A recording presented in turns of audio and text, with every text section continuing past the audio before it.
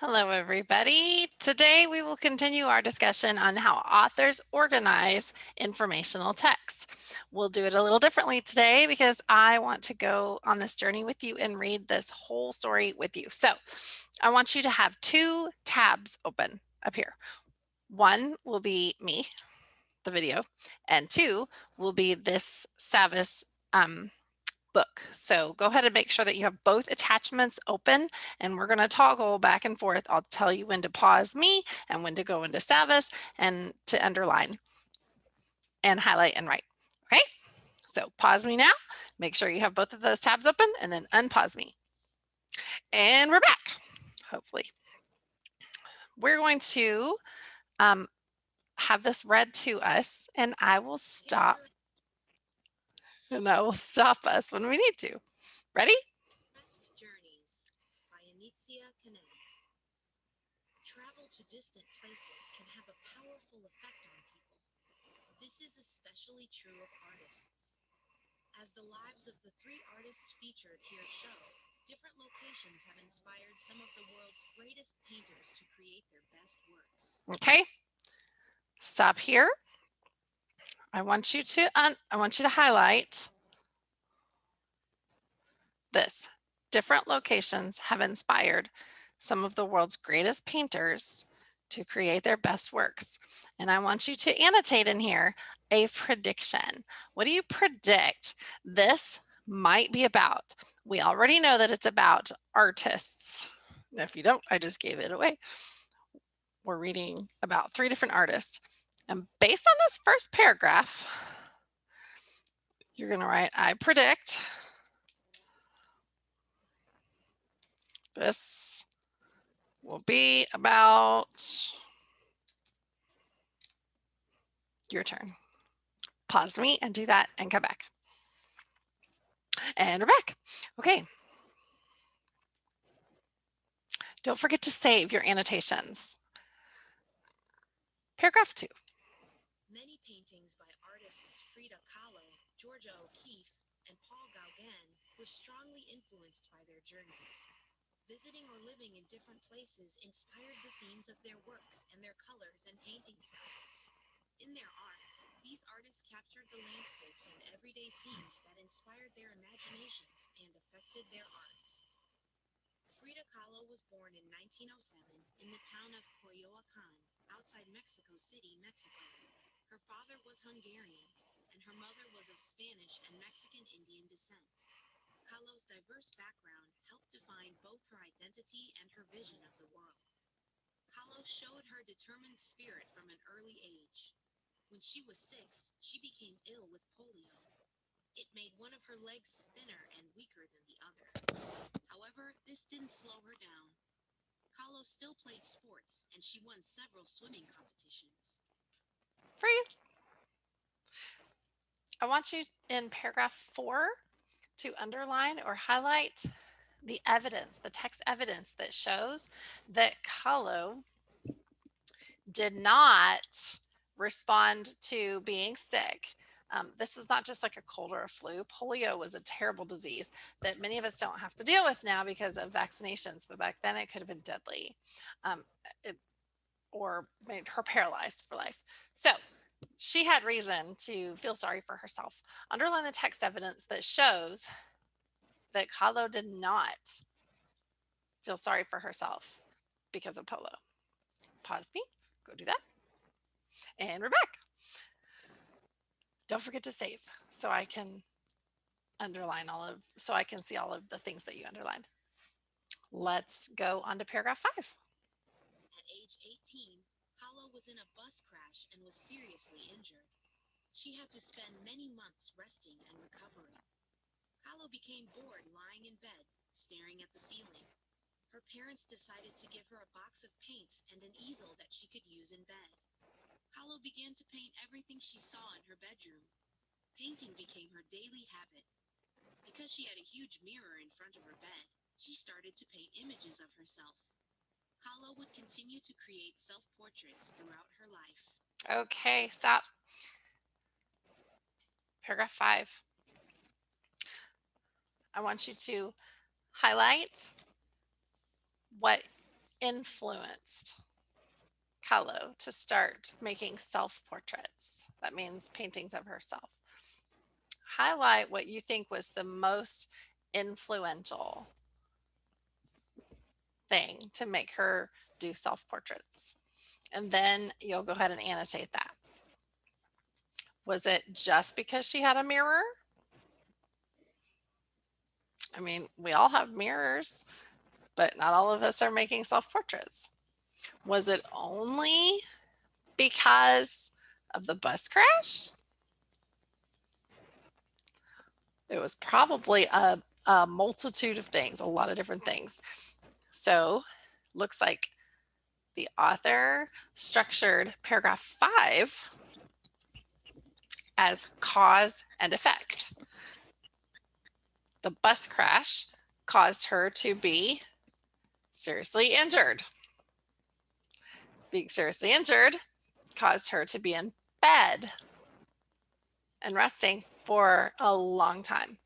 And then she became bored lying in bed, and then she saw all the mirrors, and that's how she wound up with all this extra time to create self-portraits. So you actually can highlight all of it, or at least the little phrases that I read out loud to you. So here we will annotate our cause and effect. We'll say bus crash, and then you can do the arrow if you know how to do an arrow, or kind of like a greater than less than sign, or you can just do a dash if you want to. So I'm going to do the greater than sign. The bus crash led to injury. And remember, you're going to do this too, which led to what? Months in bed, which led to she got bored. Bored in bed, which led to noticing a bunch of mirrors.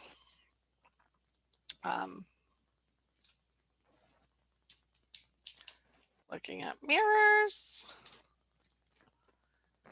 And the effect of this whole cause and effect chain is that she wound up creating self-portraits. Okay, don't forget to save. Let's keep going. After she recovered from the accident, Kahlo began going out and about again. One day, she passed by a building where the famous painter Diego Rivera was painting a huge mural. She decided to show Rivera some of her paintings and ask him for his opinion. Rivera agreed to take a look. He told her she was talented. That was the beginning of a long relationship between the two artists.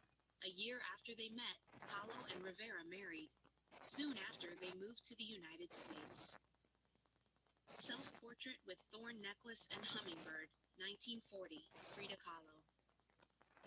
Kahlo and Rivera lived in San Francisco, California.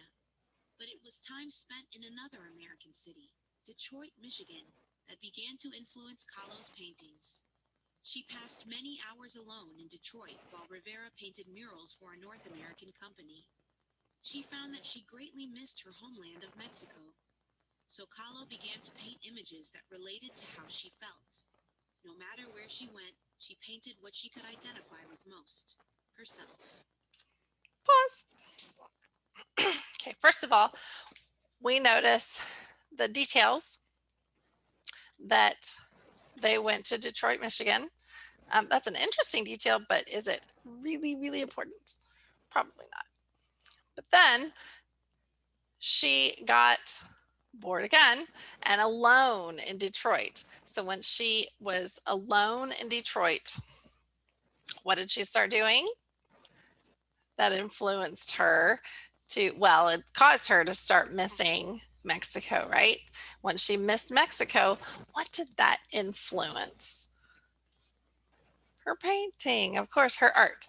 Now, authors usually use two different kinds of text structure for informational text. We've spent a lot of time, even today, talking about the different kinds of logical order.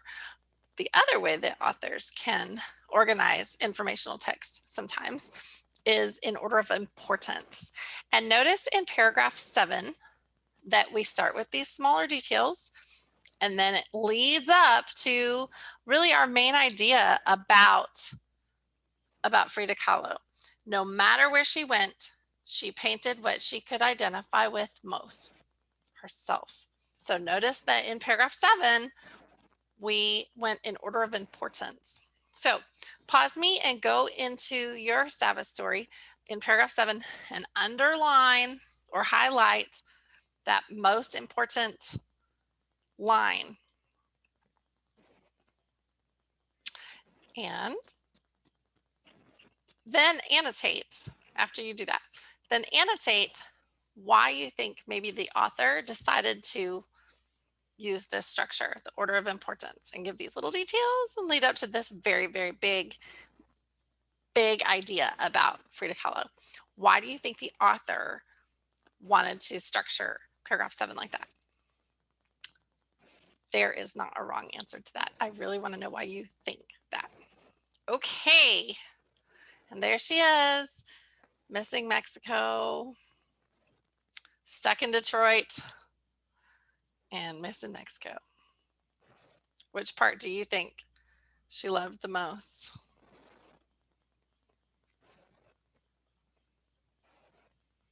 Let's press play.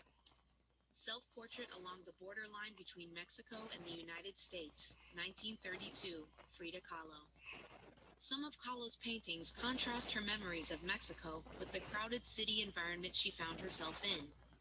One example is her painting Self-Portrait Along the Borderline Between Mexico and the United States. Kahlo contrasts these places by showing herself standing between them. The painting represents her life divided between two worlds. Yet it's clear which world is more important to her. In the painting, Kahlo is wearing a traditional Mexican dress and holding the Mexican flag. The Mexico side of the painting shows a traditional Mexican landscape. It has warm, earthy colors, exotic plants, and pieces of Aztec sculpture and mythology. The United States side shows a landscape dominated by technology. It's painted in dull grays and blues. The US side includes an electrical power generator. In the painting, the generator draws its power from the roots of a plant on the Mexican side. It appears to supply power to the pedestal on which Kahlo is standing. Okay, now notice how the author structured this paragraph, paragraph 9. Honestly, the first time I read this, when I first started reading the first few sentences, I thought, oh, this is description. But then I started noticing that the author really wants to emphasize that Frida Kahlo believed very different things and felt very different things between, I'm going to pull you back up to that picture that the paragraph is talking about. Clearly, she had very different feelings about Detroit versus her homeland of Mexico. We see that one is all in metals and dull.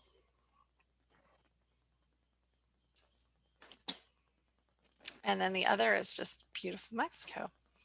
So the author wants to compare and contrast those sections of her paintings in the paragraph, just like she compared and contrasted Mexico with Detroit in the painting. No matter where Kahlo lived, she made paintings that were like visual autobiographies. Every painting tells the story of something remarkable she lived through and how she felt about it. Her facial expressions, her clothing, and the colors and images around her help viewers understand what was happening at that moment in her life and in the world. Kahlo missed her colorful and warm homeland. That's why in many of her paintings, she portrays herself wearing jewelry and surrounded by objects that identify her cultural heritage. Her use of color, too, often expressed her yearning for home, as well as other powerful feelings.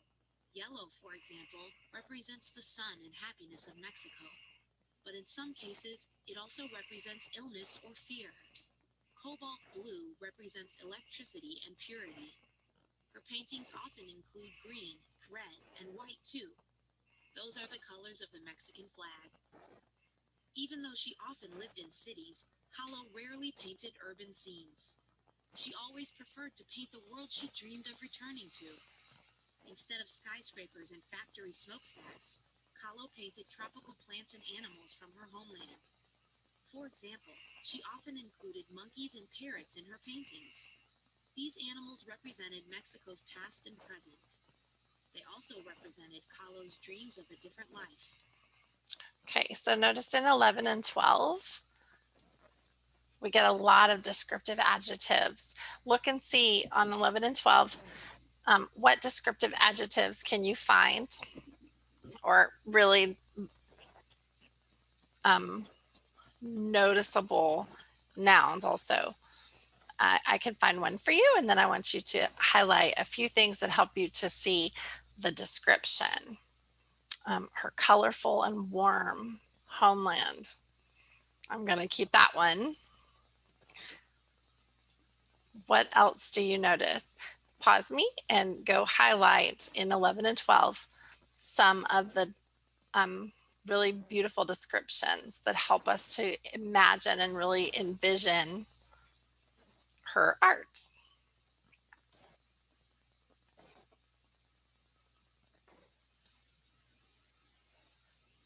Please stand by while we figure out technical difficulties. Much as she missed Mexico, however, Kahlo's travels had a major effect on the art she created.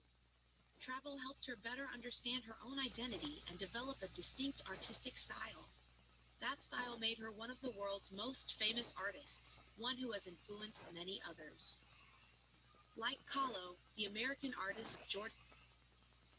Okay, so I want you to think about the things that really influenced Kahlo, the locations that she lived in and visited, what really influenced Kahlo. And you're going to write that down here under my turn.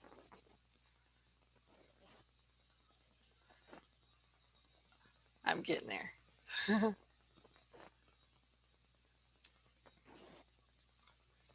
Okay, so what really influenced? You can underline those influences that, well, many of you actually did already. And then right here in the notebook, I want you to look at the causes. See where it says artist? In the notebook, write the name of the artist that we studied, and that the cause being the place where she was. And this one isn't her, actually. We can already tell that the second one here is hers. The cause is her own bedroom. Remember that? Her location. And then what is the effect? So you'll write her name here, and then you'll write the effect of laying around in her own bedroom right here. I'm going to do one more artist with you, and then you're going to do the third one. Okay, here we go. Georgia O'Keeffe was deeply influenced by her cultural background and her travels. O'Keeffe was born in 1887 in the rural town of Sun Prairie, Wisconsin. Her parents were dairy farmers of Irish and Hungarian backgrounds. O'Keeffe grew up in a farmhouse surrounded by trees, wildflowers, and grasslands. O'Keeffe was surrounded by a big family, but she was quiet and independent. Growing up, she enjoyed spending long hours observing the natural environment. When she was in 8th grade, O'Keeffe decided to become a painter. She took art lessons and began to focus on flowers as one of her favorite subjects. She was fascinated by their soft colors and irregular forms. This early experience strongly influenced her paintings years later. Okay, pause me and go into paragraph 17 and underline something that you just learned. Strongly influenced Georgia O'Keeffe's writing, her art, something that she did in 8th grade or something that she encountered. Pause me and then come back. After high school, O'Keeffe decided to study painting at the Art Institute of Chicago in Illinois. After further study in New York, She spent some time as a teacher at West Texas A&M University. There, she first saw the Palo Duro Canyon near Amarillo, Texas. It would become an important landscape in her paintings.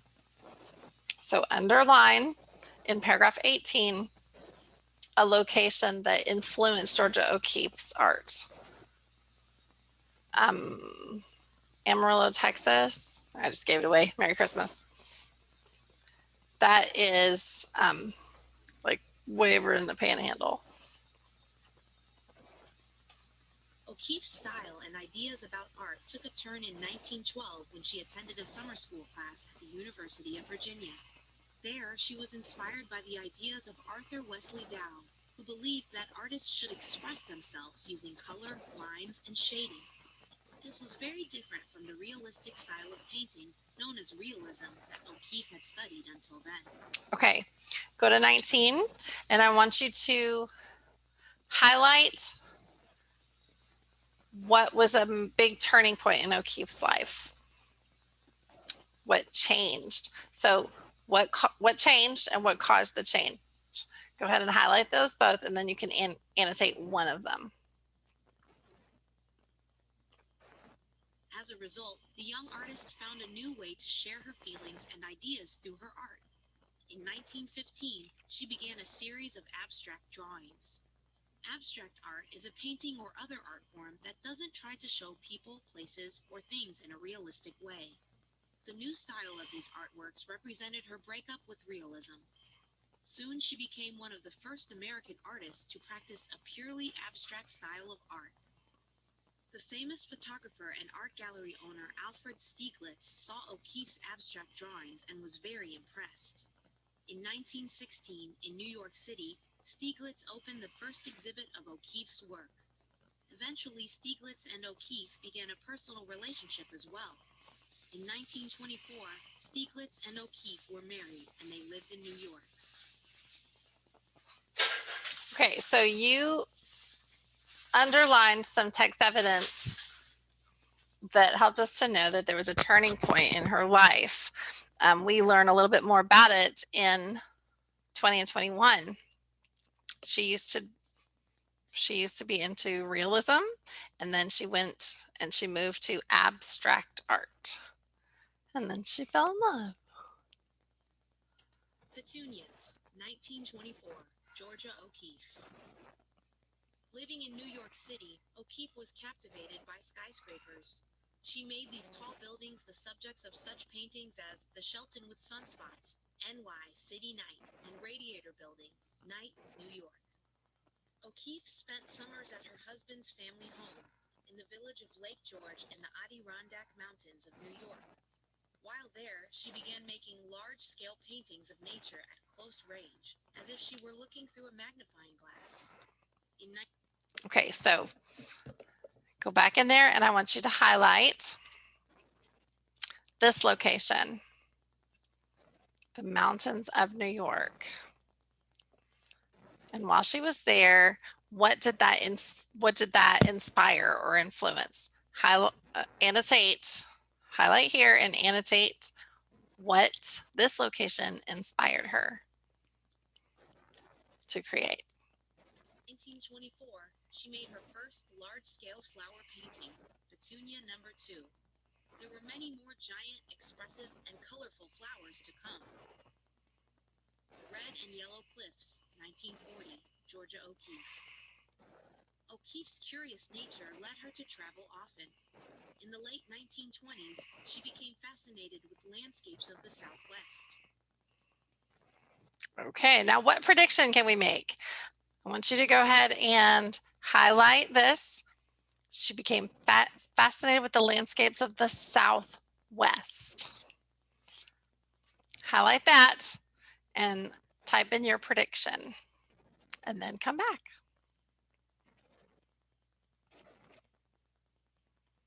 In the deserts of New Mexico, she found rough terrain with monumental rocks and animal bones that were partly buried in the arid ground. She also admired the distinct local art and the unique style of adobe architecture. Soon O'Keeffe began to spend almost all of her time in the Southwest. In New Mexico, she felt inspired and felt a new freedom to paint. All right. How many of you predicted this, that she would feel inspired to paint these landscapes? They are beautiful. I don't know if you've ever been to the Southwest or if you've seen pictures, but this beautiful red and pink colors, they're amazing. But remember, she doesn't paint realism, she paints abstract. So it looks a little cartoony. 25, 23, 25, 25.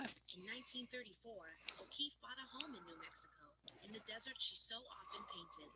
Then, after 1946, O'Keeffe decided to move to New Mexico permanently. Okay, so she moved there. O'Keeffe's famous paintings of New Mexico include Black Cross, New Mexico, and Cow's Skull with Calico Roses. She said of the Southwest, "To me, it is the best place in the world." O'Keeffe took many exploratory drives across the Southwest. After one of her trips, she said, "Such a beautiful, untouched, lonely feeling place.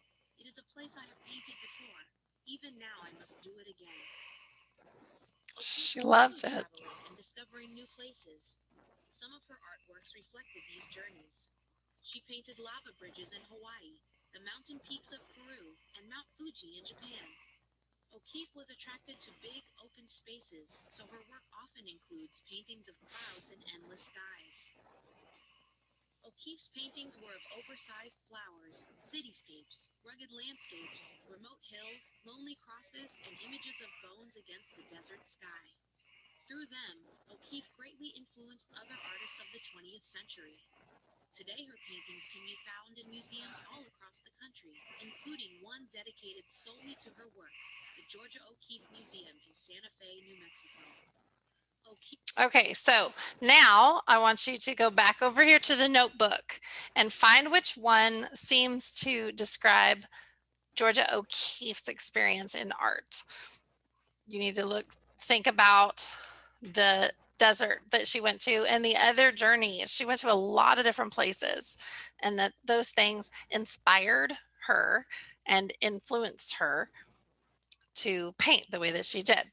So look through these, click on the one that seems to be describing Georgia O'Keeffe the best, and then fill out the outline, the cause. And we know this isn't it. We already did this one for Frida Kahlo.